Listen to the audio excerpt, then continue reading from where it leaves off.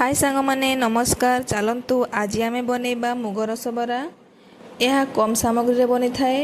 यह बनवाई आमको गोटे कप मुग कंचा मुग और मुग डालीर आवश्यकता पड़ो एवं सीरा बनवाई चीनी अलैच एवं स्वाद अनुसार लुण एवं बरा को छाणवाई तेलर आवश्यकता पड़ो।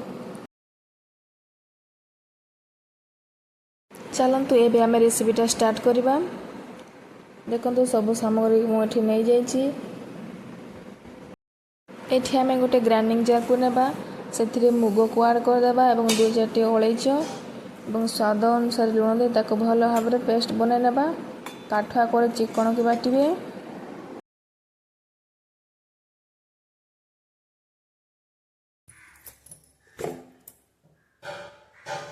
एबे देखंतु भल भाव में ग्राइंडिंग हो जाइए चिकन भाव में। या को आमे एबे गोटे बाउल को ट्रांसफर कर नेबा एवं भल भाव में ताको फेंटिबा।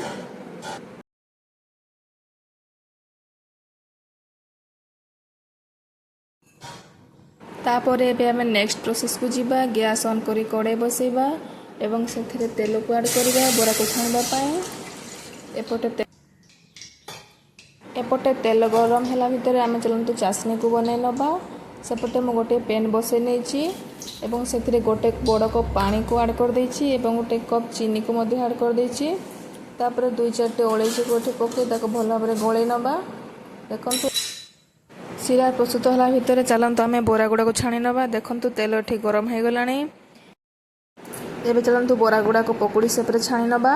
बरा छाणी हो गला परे सेटे प्रस्तुत होइतबा सीरा रे बरा गुड़ा को पकई दबा। देखो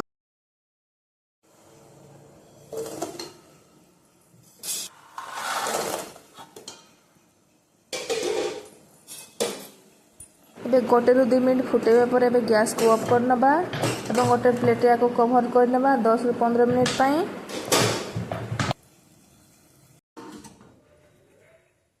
जहाँ फल बरा भितर सीरा को भल भाव में पशि पार।